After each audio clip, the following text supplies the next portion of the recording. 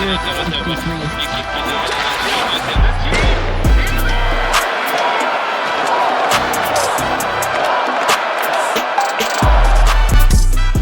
there, and welcome to this Hockey Inside Out Show bonus episode. I'm Stu Cowan of the Gazette, and I'm joined by former Canadiens defenseman, assistant coach, 1986 Stanley Cup champion, Rick Green, and my longtime Gazette colleague and friend, Jack Todd.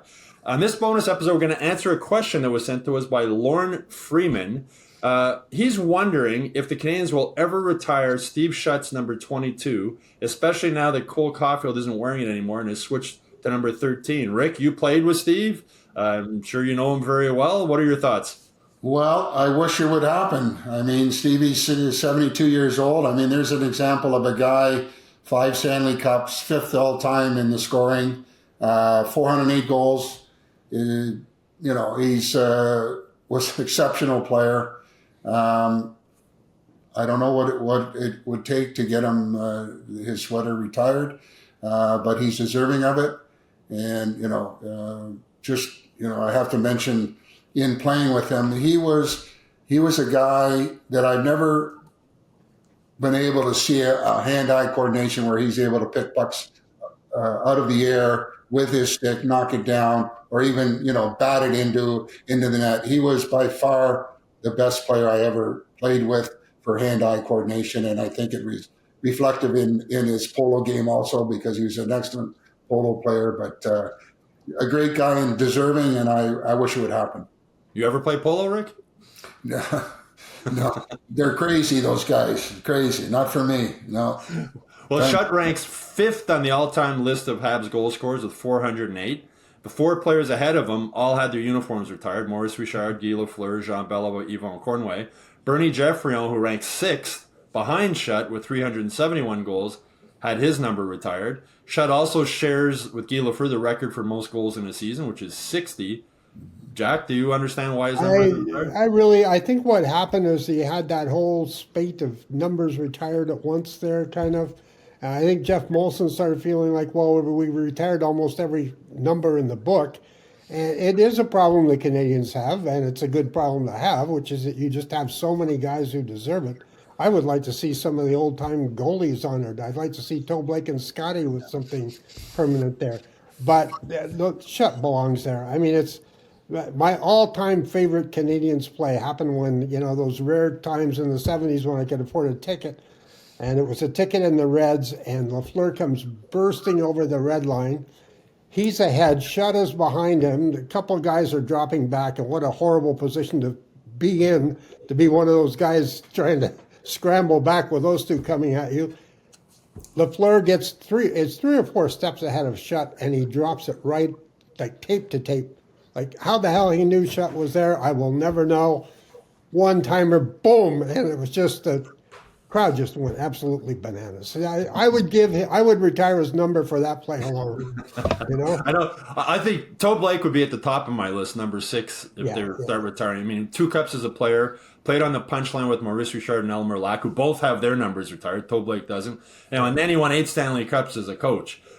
Rick, you played with Steve, as I said, and I know he was a funny guy and quite a character. Do you have a favorite Steve Shutt story you can share? Well, we did play a few games with the alumni tour, and I'll share this thought of us at the time. We would rent vans to drive to Timbuktu in Alberta for 8 hours, and Shutty and I would always hook up, and we played one game, and he says to me, he says, "I feel tired." I said, "Well, I don't know why you're tired. You didn't really work that hard."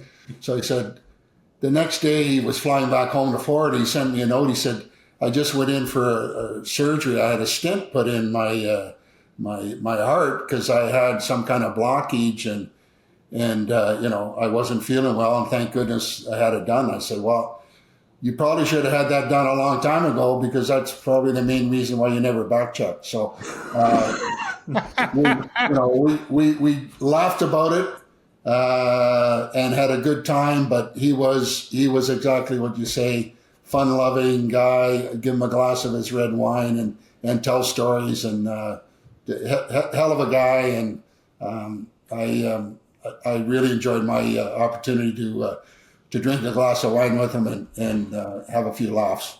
So he was a red wine guy, not a beer guy. No, he liked his red wine. I think he still does, and I'm hopefully he's doing well. I believe he is, and the wheel keeps ticking. So enjoy the ride. Jack, did you get to know Steve well covering the team back then?